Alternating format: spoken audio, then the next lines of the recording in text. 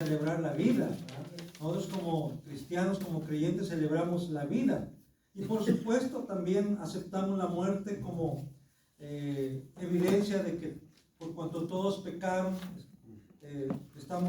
estábamos destituidos de la gloria de Dios, que la paga del pecado es muerte, también dice la Escritura, pero la dádiva de Dios es vida eterna en Cristo Jesús. Así es que por eso nosotros, ahora más que celebrar la muerte, celebramos la vida, pero no cualquier vida, no cualquier clase, sino la vida en Cristo Jesús. Y por supuesto damos gracias a Dios por nuestros seres queridos que están vivos, y damos gracias a Dios también por nuestros seres queridos que ya están en su presencia, que ya se nos adelantaron, y creemos que están vivos, porque esa es la promesa, que el que cree en el Hijo tiene la vida, dice.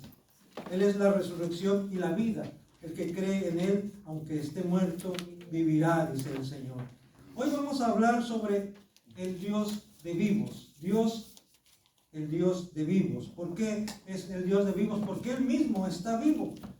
Porque nuestro Dios es real. No es una idea, no es un concepto, no es una sugestión. No, es algo real. Él es real, está vivo. Y por eso celebramos a ese Dios vivo. Por eso las alabanzas, por eso esa proclamación, por eso le damos honra, le damos gloria, por eso exaltamos su nombre, porque Él es real, porque Él está vivo, porque Él recibe la alabanza de sus hijos y de sus hijas, la alabanza de su pueblo, como dice la Escritura. Y bien, hermanos, vamos a ver primero que cómo Dios es un Dios vivo, un Dios real. Vamos a buscar en Mateo capítulo 22, al Evangelio según San Mateo, capítulo 22, versículo 32. Pero voy a leer desde el versículo 23 al 33. Mateo 22, del versículo 23 al 33, aunque vamos a tomar como base para esta meditación, para esta exposición, el versículo 32. Dice así el Evangelio de nuestro Señor Jesucristo según San Mateo, capítulo 22, del versículo 23 al 33, en la versión Reina Valera 1960. Aquel día vinieron a él los saduceos que dicen que no hay resurrección y le preguntaron diciendo: Maestro, Moisés dijo, si alguno muriere sin hijos, su hermano se casará con su mujer y levantará descendencia a su hermano. Hubo pues entre nosotros 7 hermanos. El primero se casó y murió, y no teniendo descendencia, dejó su mujer a su hermano. De la misma manera también el segundo y el tercero, hasta el séptimo. Y después de todos, murió también la mujer. En la resurrección, pues, ¿de cuál de los 7 será ella mujer, ya que todos la tuvieron? Entonces respondiendo Jesús les dijo: erráis, ignorando las Escrituras y el poder de Dios. Porque en la resurrección ni se casarán ni se darán en casamiento, sino serán como los ángeles de Dios en el cielo. Pero respecto a la resurrección de los muertos, ¿no habéis leído lo que os fue dicho por Dios cuando dijo: yo soy el Dios de Abraham, el Dios de Isaac y el Dios de Jacob? Dios no es Dios de muertos, sino de vivos. Oyendo esto, la gente se admiraba de su doctrina. Dice: pero respecto a la resurrección de los muertos, ¿no habéis leído lo que os fue dicho por Dios cuando dijo: yo soy el Dios de Abraham, el Dios de Isaac y el Dios de Jacob? Dios no es Dios de muertos, sino de vivos. Amén. Ese es nuestro Dios, un Dios de vivos. Así lo dio a conocer a Moisés. Ahí en Éxodo 3:14 dice: y respondió Dios a Moisés: yo soy el que soy. Y así dirás a los hijos de Israel: yo soy, me envió a vosotros. Con su nombre, hermanos, Él está dando a entender que Él existe por sí mismo, que Él no depende de nadie. Él es autosuficiente, Él es autónomo, Él es soberano, Él tiene la existencia por sí mismo desde siempre. Él ha existido siempre. Desde antes que existiera cualquier cosa, Él ya existía. Antes de que existiera la materia, antes de que existiera el tiempo, antes de que existiera la energía, Él ya existía. Por eso dice, yo soy el que soy. Y así vas a decirle a los hijos de Israel cuando te pregunten quién te envió, tú vas a decirles, yo soy, me envió a vosotros.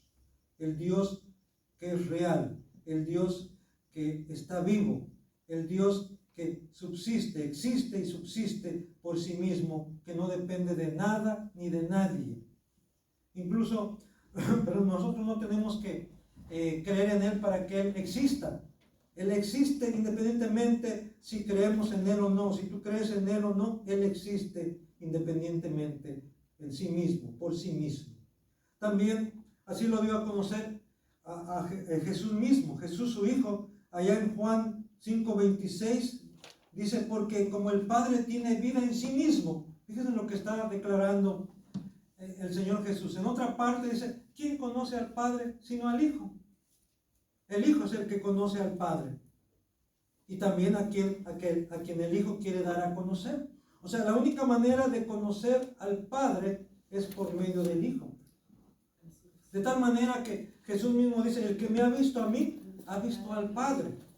Yo y el Padre uno somos, decía nuestro Señor Jesucristo. Por eso está diciendo aquí, como el Padre tiene vida en sí mismo, así también ha dado al Hijo el tener vida en sí mismo. ¿Qué quiere decir esto? Que aún el Hijo no depende del Padre en el sentido de su existencia. Dice, pero entonces, ¿cómo es que es Hijo? Y a veces pensamos en términos humanos, usando nuestra razón finita, y decir, bueno, pues yo entiendo que el Padre debe ser primero que el Hijo. Entonces, pues el Hijo debe ser después del Padre. El primero es el Padre y después el Hijo. Y la vida del Hijo, pues, depende del Padre. Y empezamos ahí como un círculo, ¿verdad? Pero hermanos, la Biblia nos dice en Juan 1:1 que en el principio, y cuando habla del principio, antes de todas las cosas, antes del tiempo, antes del espacio, antes de la existencia de los ángeles, antes de la existencia del mundo espiritual, ya existía el Verbo. Juan 1:1 dice, en el principio era el Verbo. Y el Verbo era con Dios. El Verbo ahí es Cristo, ¿verdad? Cristo, el Verbo. Y luego por Juan sabemos que ese Verbo es el que se hizo carne. No fue el Padre quien se hizo carne, sino el Hijo, el Verbo. Y dice, en el principio era el Verbo, y el Verbo era con Dios, y el Verbo era Dios. El Logos era Dios. Ya existía desde un principio. Y por eso dice aquí que así como el Padre tiene vida en sí mismo, así ha dado al Hijo el tener vida en sí mismo. También ahí mismo en Juan dice que en Él estaba la vida, hablando del Verbo, hablando del Hijo. En Él estaba la vida, dice. Y la vida era la luz de los hombres. Así es que en el Padre ha estado la vida. Y también ha estado en el Hijo.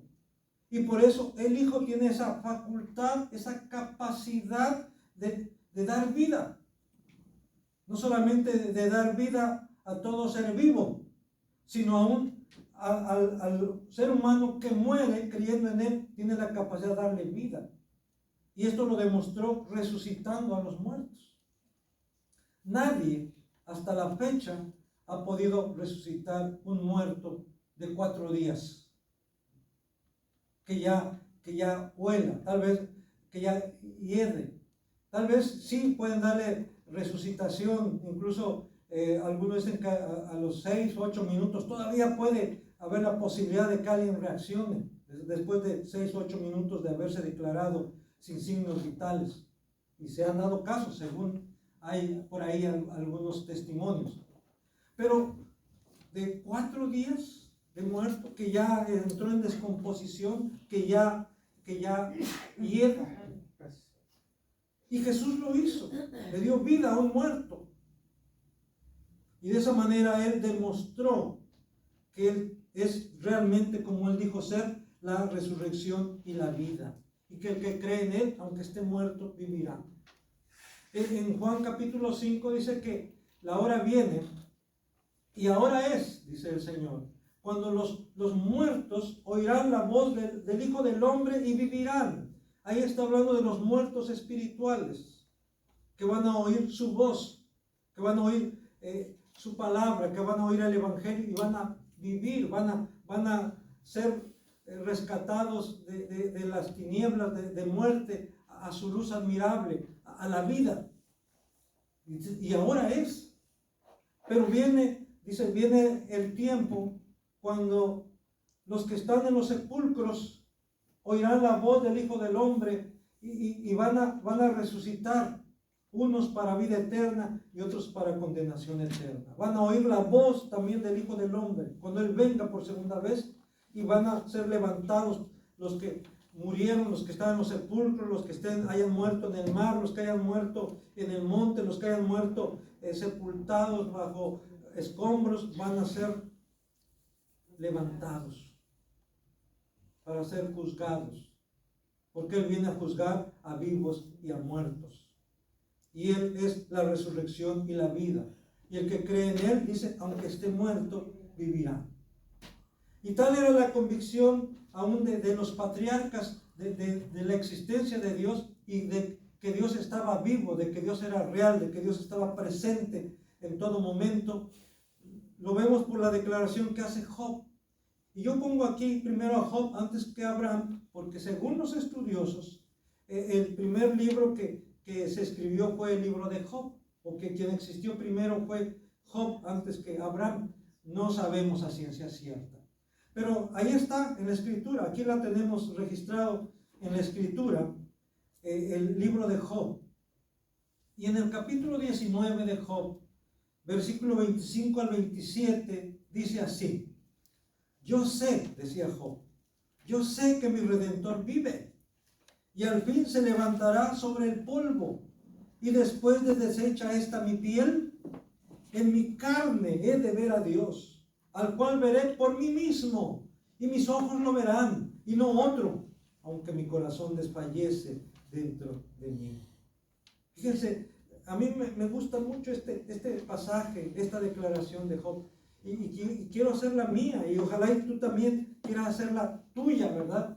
Hablando de que me gusta, ¿verdad? Pues sí me gusta, ¿verdad? Y yo espero que a usted también le guste, de decir como Job, yo sé que mi Redentor vive. ¿Cuántos de los que están aquí están convencidos de que su Redentor vive? Amén. ¿Y cuántos de los que nos están mirando a través de esta transmisión están convencidos de que su Redentor vive? Amén. Amén. Esperamos que sea esa su convicción. Y que al fin, dice, se levantará sobre el polvo, y después de deshecha esta mi piel, después de deshecha esa tu piel, en nuestra carne hemos de ver a Dios. No en esta carne que tenemos ahorita, porque esto es corruptible. Esto es muy, como diríamos, muy perecedero. Pero el Señor nos tiene reservados cuerpos glorificados, según la imagen y semejanza de nuestro Señor Jesucristo. Cuerpos que ya no se van a deteriorar, que ya no tendrán enfermedades, que ya no tendrán dolencias, que ya no tendrán achaques, porque eso es lo que el Señor ha ido a prepararnos para nosotros, los que esperamos en Él, los que creemos en Él. Voy pues, dice el Señor, a prepararles un lugar para que donde yo esté, ustedes también estén, dice el Señor.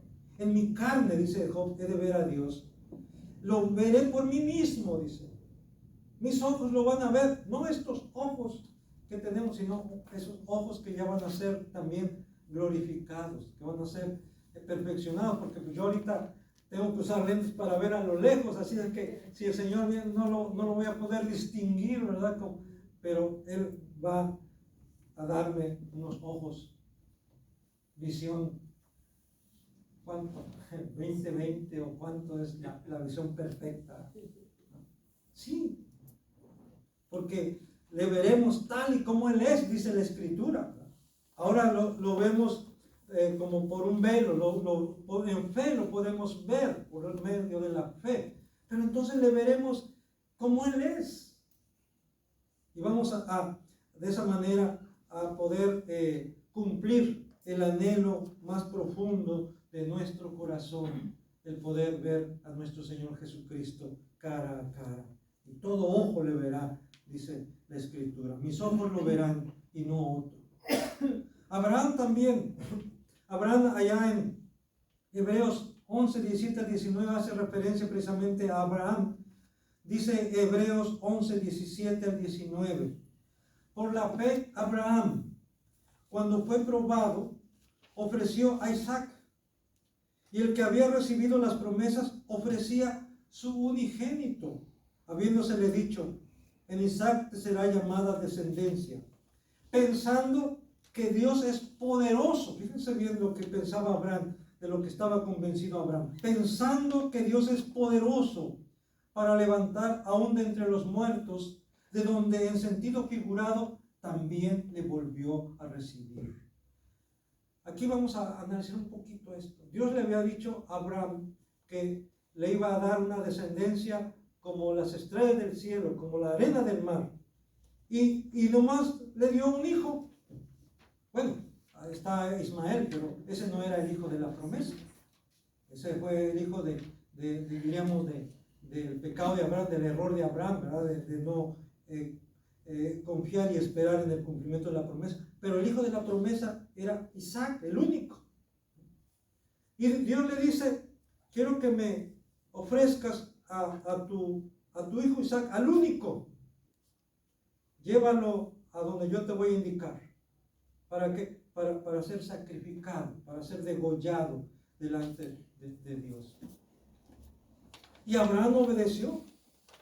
Y ya conocen la historia, ya hablamos de esto, ¿verdad? Y el hijo le decía, ya decíamos que ya era un jovencito, ¿verdad? Le decía: padre, aquí llevamos la leña, llevamos el fuego, llevamos el cuchillo para ¿y dónde está? ¿Dónde está el cordero para ser sacrificado? Y Abraham, que le decía: Dios proveerá, mi hijo, Dios proveerá. Y vemos cómo hasta tiene que cargar la leña Isaac. Y yo creo que le ayudó a su padre a hacer el altar, ¿verdad? Donde iba a ser sacrificado. Pero Abraham tenía esa convicción que aún, ¿verdad? Si sacrificaba a su hijo, su Dios en el cual había creído era poderoso para levantarlo aún de entre los muertos, para resucitarlo aún después de muerto. Esa era por eso, hermanos, aún él obedeció y estuvo dispuesto a sacrificar a su propio hijo. Esa era la seguridad que él tenía. No sé si nosotros podemos llegar a ese punto, ¿verdad? Pero Abraham llegó a ese punto de confiar de tal manera en Dios que él sabía que podía levantar a su hijo de entre los muertos, a su hijo Isaac. ¿Por qué? Porque Dios es un Dios vivo, porque Dios es un Dios de vivos, porque Dios es un Dios poderoso. David también, hermanos, allá en el Salmo 16, versículo 8 al 11, expresa lo siguiente David: a Jehová he puesto siempre delante de mí, porque está a mi diestra, no seré conmovido. Se alegró por tanto mi corazón y se gozó mi alma. Mi carne también reposará confiadamente, porque no dejarás mi alma en el Seol, ni permitirás que tu santo vea corrupción. Me mostrarás la senda de la vida. En tu presencia, dice, hay plenitud de gozo, delicias a tu diestra para siempre. En tu presencia hay plenitud de gozo, delicias a tu diestra para siempre. Ahí, hermanos, David estaba convencido que cuando él dejara este cuerpo y pudiera estar ya en la presencia de Dios, iba a encontrar delicias en la presencia de Dios. Plenitud de gozo, dice. Un gozo pleno. En esta vida, hermanos, no podemos disfrutar de ese gozo pleno. ¿Por qué? Porque tenemos preocupaciones, porque tenemos enfermedades, porque hay cosas que nos roban la paz, que nos inquietan, incluso que a veces hasta nos angustian, nos preocupan. No podemos ser felices 100%. Pero cuando estemos en la presencia de Dios, cuando ya hemos dejado ya este cuerpo achacoso, este cuerpo enfermo, este cuerpo débil, este cuerpo corruptible, y podamos estar en la presencia de Dios. Ahí entonces habrá plenitud de gozo, delicias a la diestra de nuestro Señor Jesucristo. Porque Él, según Efesios 1, dice que ya hemos sido sentados en los lugares celestiales con Cristo. O sea, ya es un hecho el que si hemos confiado en el Señor con todas las fuerzas de nuestro corazón, un día vamos a estar con Él. Para Él ya es un hecho, para nosotros debiera ser también un hecho. Eso no quiere decir que entonces vamos a, como dicen por ahí, a flojear, vamos a no echarle ganas, a no esforzarnos. Tenemos, con mayor razón, tenemos que hacerlo. ¿Por qué? Porque queremos estar ahí con Él. Queremos asegurarnos de que tenemos un lugar ahí a la mesa de nuestro Señor cuando al fin se celebren las bodas del Cordero, ¿verdad? Con su iglesia, con su pueblo. David tenía esta seguridad. Y Dios quiere que también tú y yo tengamos esa misma seguridad. Que podamos nosotros un día despertar. Dormir aquí y despertar ahí en la presencia de nuestro Dios, en la presencia de nuestro Señor Jesucristo. Todos los que confían en Él están vivos. Esa es otra de las verdades bíblicas. Si nuestro Dios es un Dios vivo, es un Dios real, es un Dios verdadero, entonces todos los que hemos confiado en Él y todos los que han muerto en Él están vivos. Dice ahí en Éxodo 3:6, vemos cómo Dios mismo le muestra a Moisés esta realidad, esta verdad en Éxodo 3:6. Y dijo, yo soy el Dios de tu padre, le dice a Moisés, Dios de Abraham, Dios de Isaac y Dios de Jacob. Ahora, ¿por qué Dios le está diciendo a Moisés, yo soy el Dios de tu padre, yo soy el Dios de Abraham, soy el Dios de Isaac, soy el Dios de Jacob? No le dice, yo fui el Dios de tu padre, yo fui el Dios de Abraham, yo fui el Dios de Isaac, yo fui el Dios de Jacob. No, dice, yo soy. O sea, yo sigo siendo el Dios de ellos. ¿Por qué? Porque ellos siguen siendo, porque ellos siguen existiendo. Si no, Dios hubiera utilizado esto en tiempo pasado como fue. Si no es algo presente, yo soy. Actualmente, yo soy el Dios de Abraham, Dios de Isaac y Dios de Jacob. Y Dios de tu padre también. Y Jesús lo afirma ahí en Mateo 22, 31 y 32. Dice, pero respecto a la resurrección de los muertos, ¿no habéis leído lo que os fue dicho por Dios cuando dijo, yo soy el Dios de Abraham, el Dios de Isaac y el Dios de Jacob? Es lo que está haciendo referencia precisamente a esa ocasión cuando Dios está hablando con Moisés. Jesús conocía.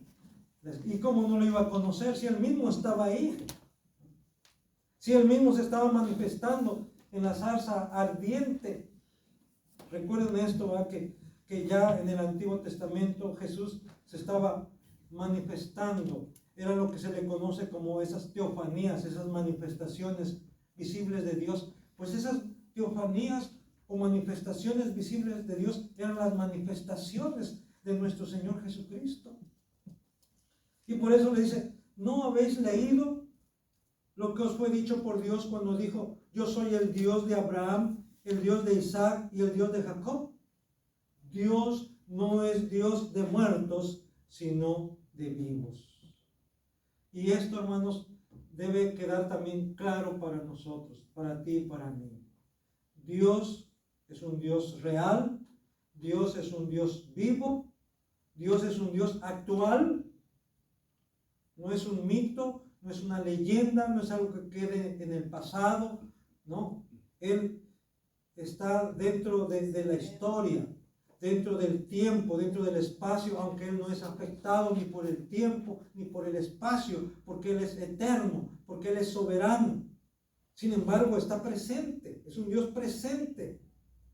No como le decía Elías allá a los profetas de Baal, cuando no les respondía, dice, grítenle, háblenle más fuerte, grítenle, ha de estar ocupado.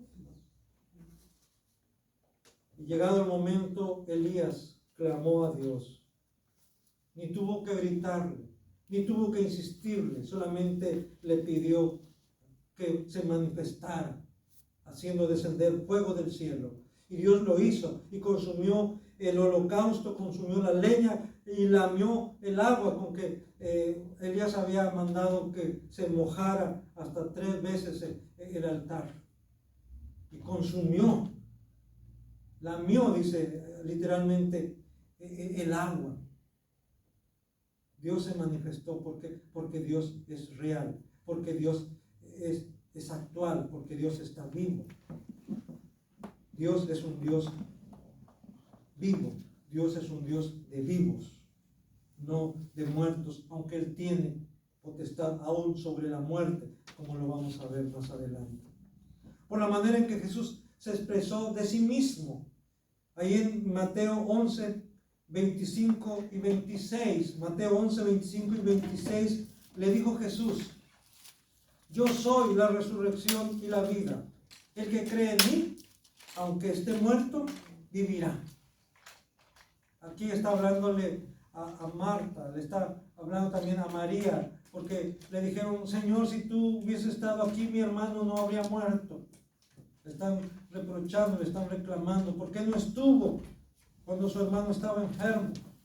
Y le mandaron a decir, le mandaron a avisar, y él todavía se quedó adrede. Pero le dijo a sus discípulos, esta enfermedad no es para muerte, esta enfermedad es para que se manifieste la gloria de Dios. Él lo sabía, sabía que tenía el poder para levantar a Lázaro aún después de 4 días de muerte.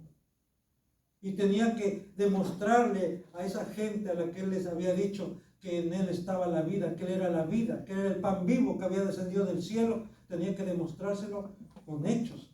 Y qué mejor oportunidad, qué mejor manera de demostrárselo levantando a un muerto de 4 días de muerte. Así que él mismo le está diciendo a María primero y luego se lo dice a Marta, yo soy la resurrección y la vida. El que cree en mí, aunque esté muerto, vivirá. Y todo aquel que vive y cree en mí, no morirá eternamente. Y le dice a Marta, ¿crees esto? ¿Crees esto?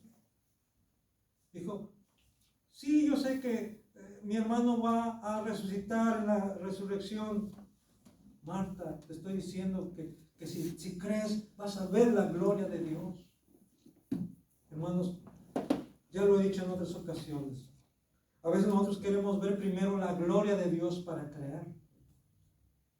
Pero Dios, hermanos, ha cambiado el método. Dios dice, si quieres ver mi gloria, tienes que creer primero. Tenemos que creer primero para poder ver la gloria de Dios, para que se manifieste la gloria de Dios. Es necesario creer. Porque sin fe es imposible agradar a Dios, dice la Escritura. Tenemos que creer. Aunque todo parezca contrario, aunque todo parezca que no hay esperanza, que tenemos que creer. Ahí es donde se manifiesta la fe. Porque lo que se ve, dice, ¿a qué esperarlo? Es en lo que no se ve. Es en los momentos difíciles. Es en los momentos más oscuros en donde se va a manifestar la gloria de Dios. El brillo de la gloria de Dios. Por eso tenemos que creerle a Dios. Jesús le dijo ahí en Juan 14:6, yo soy el camino, la verdad y la vida. Nadie viene al Padre sino por mí. Jesús lo dice, yo soy el camino, soy la verdad, soy la vida. No solamente Él puede tener control sobre la vida, Él mismo es la vida. Él es el que determina quién vive y quién muere.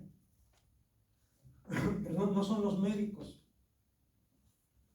No, es Cristo quien determina quién vive y quién muere.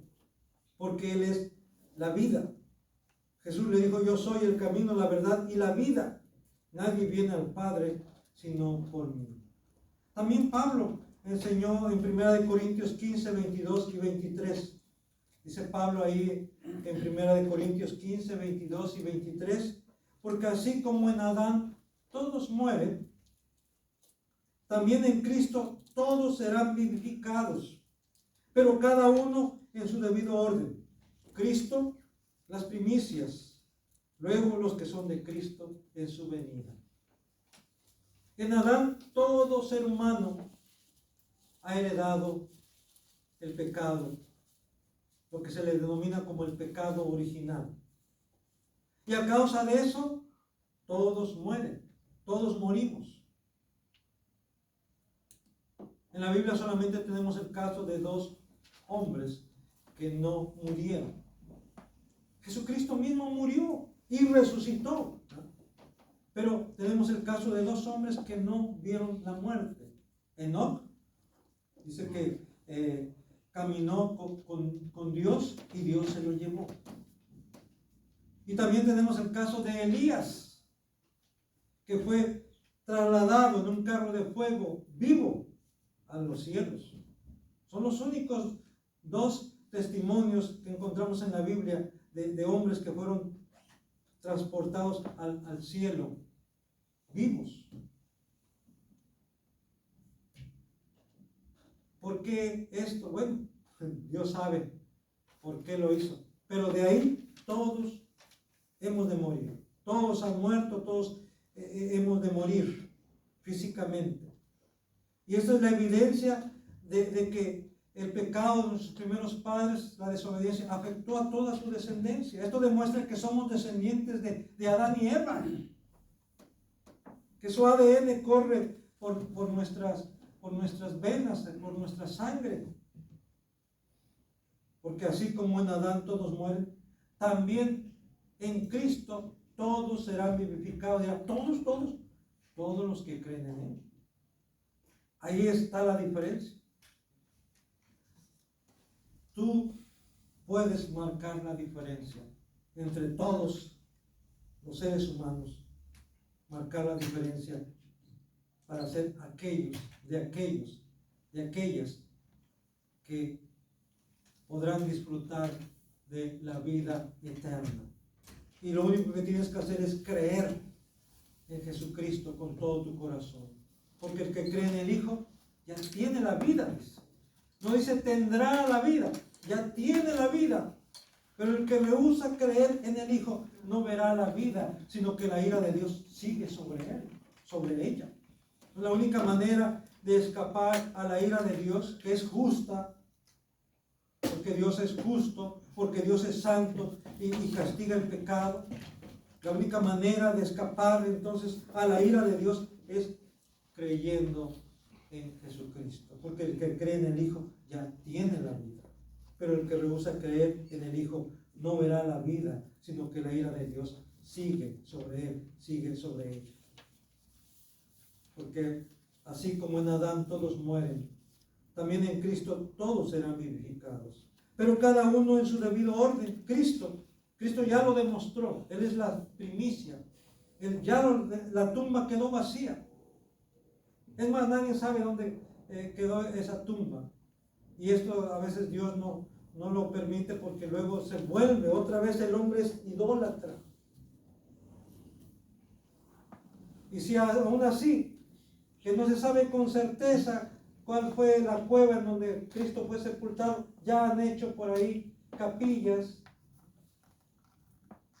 Imagínense si supieran Entonces, nosotros, el ser humano es muy dado a ver, a dejarse guiar por lo que ve, a levantar altares, ¿verdad? A construir altares. Sí, hay que construir altares, pero a Dios. Pero más que construir un altar de piedra, un altar de mármol, un altar de cantera, un altar de oro, hay que construir un altar en nuestro corazón, un altar espiritual a Dios, para ofrecer sacrificios espirituales. agradables a Dios por medio de nuestro Señor Jesucristo. Él quiere que cada uno de nosotros, Él quiere que tú en tu corazón, que tu corazón sea un altar al Dios vivo, un altar espiritual, en donde puedas ofrecerles a Dios sacrificios espirituales, alabanzas, gratitudes, himnos, por medio de nuestro Señor Jesucristo. Cristo, las primicias, luego los que son de Cristo en su venida, dice. Y bueno, si tú eres de Cristo, entonces cuando Él venga, si ya moriste para entonces, vas a estar con Él y vas a venir con Él, dice la Escritura. Y los creyentes que aún vivan, cuando Él venga, serán transformados, seremos transformados en un abrir y cerrar de ojos. Y nos vamos a unir a los que ya hayan resucitado, nos vamos a unir para recibir a nuestro Señor en las nubes. Vamos a hacer como la comitiva de recepción, ¿no? Para recibir al triunfador, al que ha triunfado sobre la muerte, al que ha triunfado sobre las potestades del mal, al soberano, Rey de reyes y Señor de señores, a quien pertenece la honra, la gloria, la alabanza, el poder. Vamos a recibirlo como Señor. Hoy hablábamos en el curso que estamos tomando para la dirección de culto. Dice el Señor en su palabra en el Salmo 96 que debemos darle la honra debida a su nombre, la gloria debida a su nombre. Y eso lo vamos a lograr plenamente cuando seamos transformados, cuando toda imperfección de nosotros sea quitada. Y mientras estemos vivos, pues no es posible esto. Pero cuando ya estemos con Él, entonces será posible. Entonces nuestras voces se unirán juntamente con las voces de los demás redimidos. Juan, allá en Apocalipsis, capítulo 6, versículo 9 al 11. Recuerden que Apocalipsis significa revelación. Y lo que está haciendo Juan es transmitirnos aquello que Jesucristo mismo le reveló, que Jesucristo mismo le mostró. Y Él lo hace partícipe a nosotros. Dice Apocalipsis 6, 9 al 11. Cuando abrió el quinto sello, vi bajo el altar. ¿Qué altar? El altar donde está sentado el Padre, en donde también está el Hijo a su diestra. Recuerden que cuando la Biblia habla de altar, no estén pensando del trono, no estén pensando en un sillonzote, ¿verdad? Sino la Biblia describe el altar como algo elevado. Y ahí está el Padre y está el Hijo a su diestra. Dice, y vi bajo el altar las almas de los que habían sido muertos por causa de la palabra de Dios y por el testimonio que tenían. Y clamaban a gran voz diciendo, ¿hasta cuándo, Señor, santo y verdadero, no juzgas y vengas nuestra sangre en los que moran en la tierra? Y se les dieron vestiduras blancas. Y se les dijo que descansasen todavía un poco de tiempo, hasta que se completara el número de sus consiervos y sus hermanos, que también habían de ser muertos como ellos. Ahí Juan, hermano, está viendo las almas de los que habían sido muertos por causa del testimonio de Cristo. Y ahí están. No se imaginen que esas almas son como si fuesen fantasmas. No, reales. Tan reales que dice que se les dieron vestiduras blancas. No están desnudos. Están con vestiduras blancas. Y esas vestiduras blancas simbolizan o representan la justicia de Cristo. Ellos no están presentes ahí con sus propias vestiduras, con sus propias obras, con sus propios méritos. No hay ningún mérito de parte de ellos. Toda la obra, todo el mérito es de Cristo y se le han dado vestiduras blancas, limpias, resplandecientes. Y ellos están clamando delante de Dios: ¿hasta cuándo, Señor santo y verdadero, no juzgas y vengas nuestra sangre en los que moran en la tierra? Y alguien dirá: entonces todavía tienen resentimiento, todavía tienen rencor, todavía están pidiendo venganza. Bueno, ellos están pidiendo que Dios actúe. Y ya no es ese mismo sentimiento que ahora a veces tenemos de que queremos vengarnos o queremos que alguien le caiga un rayo, ¿verdad? Así. O alguien dice: ay, como quisiera que al mirar a alguien con mi mirada pudiera deshacer a él. No, eso es una ira pecaminosa, un sentimiento pecaminoso. Ya no habrá ese sentimiento en los cielos. Sin embargo, todavía hay ese clamor por justicia. Y se les dice: descansen todavía un poco. No quiere decir vuélvanse a dormir, ¿verdad?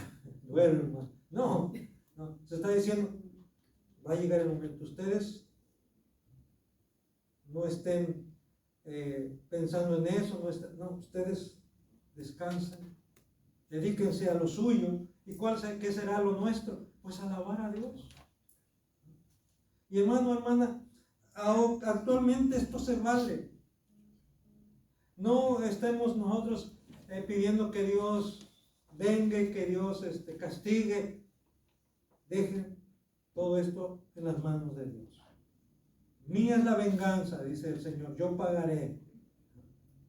Dice, le dijo a Abraham y nos lo dice a nosotros: yo voy a bendecir a los que te bendigan y voy a maldecir al que te maldiga. Como diciendo: tú no te preocupes, déjamelo a mí. Tú ocúpate en lo tuyo y ocúpate en servirme y ocúpate en obedecerme, y lo demás déjalo de mi cuenta, dice el Señor. Es lo que se le está diciendo a estas almas.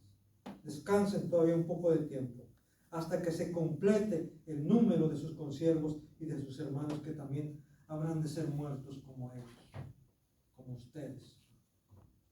Dios es justo. Él tiene su tiempo, Él sabe cuándo. Hoy nosotros queremos que ya, ¿verdad? Ya. Dios dice: espera, espera. A veces nuestros tiempos no son los tiempos de Dios. Dios sabe cuándo va a actuar. Hay que esperar. Hay un canto que dice: esperar en el Señor. Tenemos que esperar. Y en su momento, en su tiempo, Él va a actuar. Ahí se manifiesta la paciencia, ahí se manifiesta la confianza en saber esperar en el Señor. Espera en el Señor, confía en Él, ¿qué dice? Y Él hará. Él hará. También ahí en Apocalipsis capítulo 20, versículo 6 dice: bienaventurado y santo el que tiene parte en la primera resurrección. La segunda muerte no tiene potestad sobre estos, o sea, sobre los que han resucitado en la primera resurrección. La segunda muerte, ¿cuál es la segunda muerte? La muerte eterna. ¿Cuál es la primera resurrección? Aquí difieren los comentaristas, aquí difieren los creyentes. Hay quienes están hablando de una primera resurrección cuando Jesucristo venga, que en esa primera resurrección van a resucitar los creyentes, y que luego, después de, incluso algunos dicen después de 1000 años, van a resucitar los impíos, los incrédulos, pero primero van a resucitar los creyentes. La primera resurrección, dice, será de los creyentes. Bueno, yo no lo entiendo de esa manera. Tomando en cuenta lo que dice Juan 5, la primera resurrección es la resurrección espiritual. Dice, los muertos, Jesús dice, los muertos que oigan la voz del Hijo del Hombre resucitarán. El que oye, el que cree en el Hijo, tiene vida, pasa de muerte a vida. Yo entiendo que esa es la primera resurrección. Amén. De tal manera que dice que la segunda muerte, y vamos a morir, por supuesto, esa es la primera muerte, la muerte física. Esa es la primera muerte, la separación del alma del cuerpo. Pero la segunda muerte es la muerte eterna. La muerte eterna. Y quienes han resucitado en la primera resurrección, los que han resucitado espiritualmente en Cristo, ya la segunda muerte, la muerte eterna, ya no tiene ninguna potestad sobre nosotros. Primera muerte sí, pero la segunda muerte no tiene ninguna potestad sobre nosotros. Y aún la potestad que la primera muerte tiene sobre nosotros es muy relativa, porque realmente nos va a hacer un favor. Cuando venga la muerte nos va a hacer un favor en el sentido de que, pues que nos va a llevar con Cristo de una vez ya. Así que por eso no tenemos miedo, no debemos tener miedo a la muerte. Porque esa es la transición de este estado corruptible, de este estado pecaminoso, a un estado de santidad completa, de glorificación. Por eso, bienaventurado y santo es el que tiene parte en la primera resurrección. La segunda muerte no tiene potestad sobre estos, sino que serán sacerdotes de Dios y Cristo y reinarán con él 1000 años. Ahí mismo en Apocalipsis dice que Cristo nos ha hecho para Dios su Padre, reyes y sacerdotes.